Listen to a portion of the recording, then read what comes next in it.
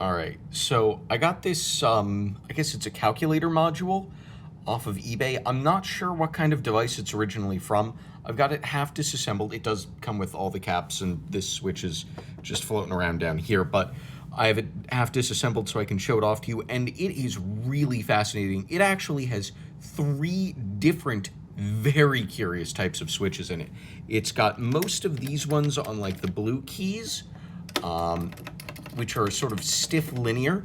It has this latching switch right here, and it's also got whatever the fuck is happening over here, which sounds amazing, but some of them are like totally seized up.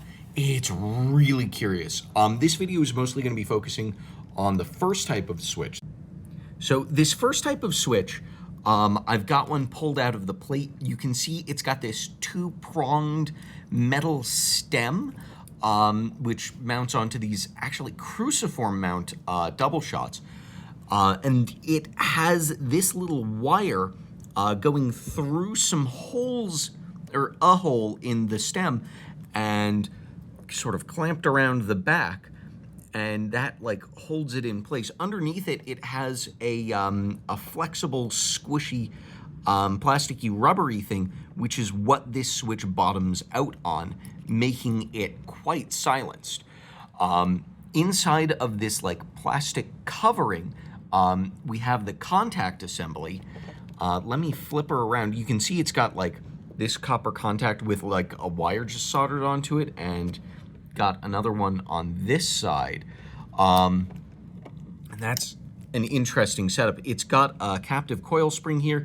You can see how the slider goes down as it travels, and the way it works, if you can see this, is that it's got like a pretty big nub on the bottom of the slider, which pushes a copper contact leaf into contact with these 2 things back here. It's whack. The plastic cover can be removed by just like pulling on it to get it off. It's not super well fixed on there.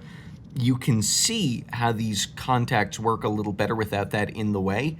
It's not that wacky, honestly, all things considered, but it is kind of nice to see. And, you know, there's 2 of them, so it's redundant. It's got a cross point thingy going on. You can see from the dimples in the back, and you can see down the side of this thing how it's got that ridge. Really cool. I like this switch design.